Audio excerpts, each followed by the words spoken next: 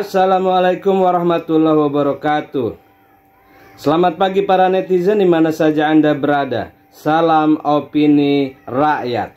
Kota Solo Joko Widodo disebut meninggalkan rekam buruk dalam mengelola keuangan daerah. Hasil pemeriksaan BPK menyebutkan laporan keuangan Joko Widodo saat memimpin Solo tahun 2005 dan 2006 disebut bermasalah.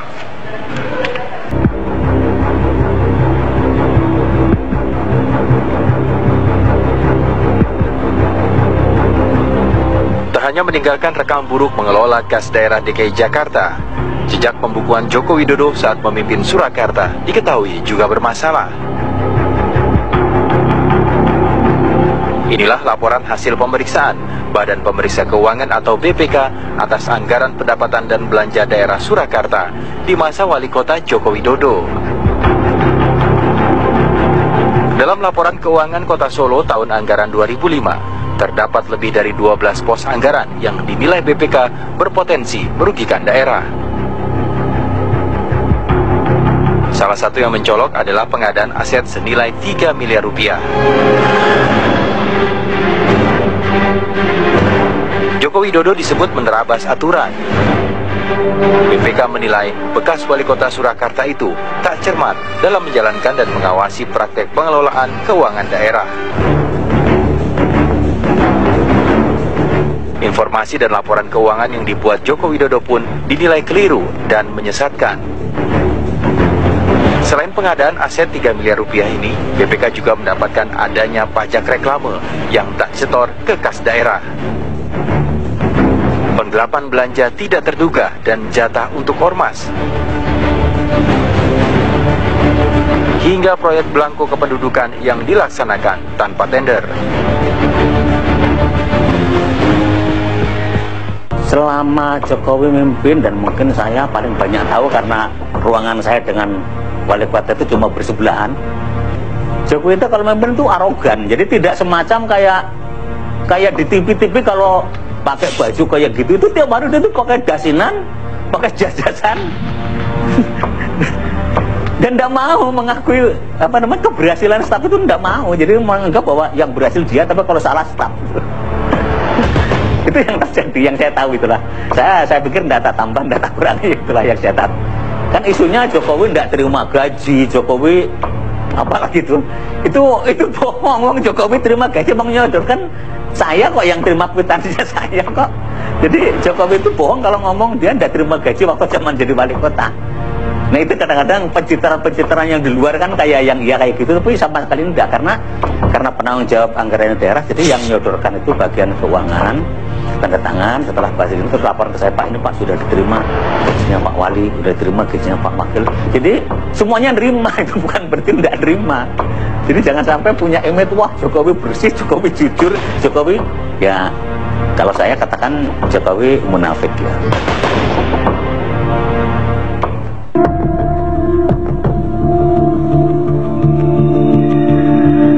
Tidak berbeda dengan hasil pemeriksaan tahun 2005, BPK pun kembali menemukan masalah pada kas daerah Solo tahun 2006. Lagi-lagi, Joko Widodo dinilai menerabas sejumlah aturan hingga berpotensi merugikan keuangan daerah.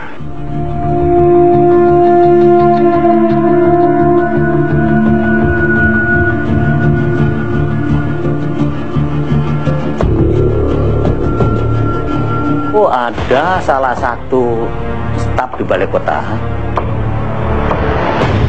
dia nyimpen dana pemerintah, dalam itu dana Pemda di rekening pribadinya.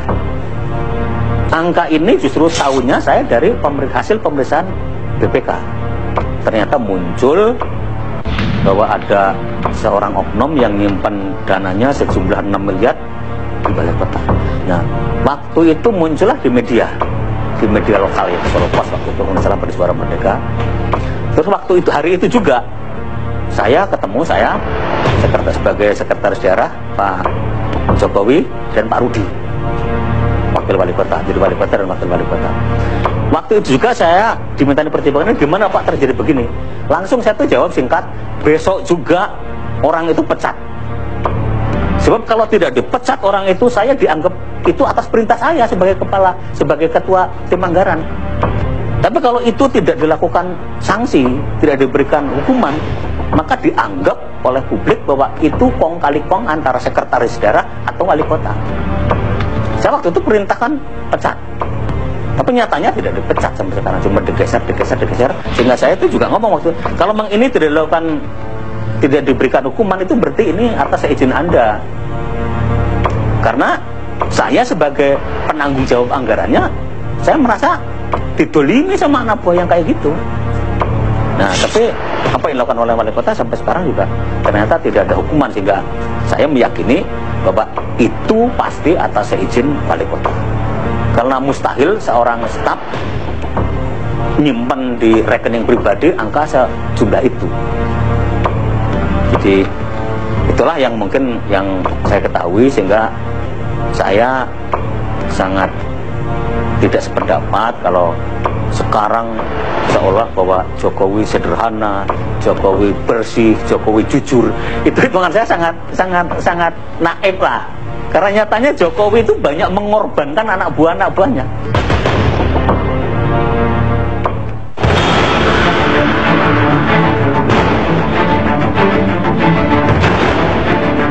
Sebagai calon kuat presiden, Joko Widodo selalu menjual keberhasilannya memimpin Solo dan Jakarta. Calon presiden poros PDI Perjuangan itu begitu yakin sukses mengawasi pelaksanaan pembangunan di daerahnya. Bagaimana mengeksekusinya, bagaimana memutuskannya, dan bagaimana manajemen pengawasan itu bisa kita lakukan dari detik ke detik, dari hari ke hari, dari minggu ke minggu, dan dari bulan ke bulan. Terus kita lakukan manajemen pengawasan. Yang paling penting menurut saya di negara kita ini, yang paling lemah ada di manajemen pengawasan.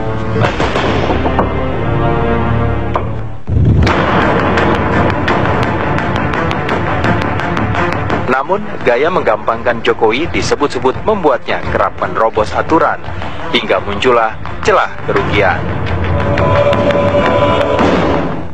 Pak Jokowi itu termasuk tidak cermat, dalam arti waktu itu saya menemukan itu satu data hanya 8 orang gitu. Nah, 8 orang itu 5 diantaranya ada bermasalah gitu loh.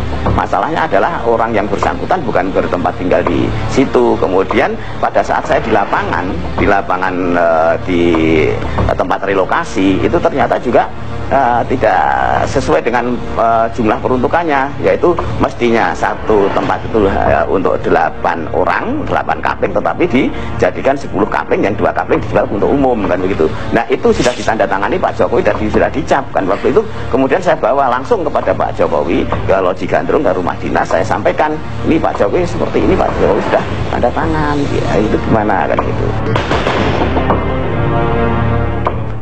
Ketika Pak Jokowi dalam programnya Kartu Indonesia Pintar, Kartu Jakarta Pintar, di Solo saja kartu BPMKS banyak masalah sampai sekarang. Makanya kalau untuk skup Indonesia ini saya rasa itu tidak akan cocok, karena sudah ada program bantuan operasional siswa yang semua anak itu dibantu oleh pemerintah pusat tanpa melalui kartu-kartuan yang membuat ribet oleh orang tua siswa.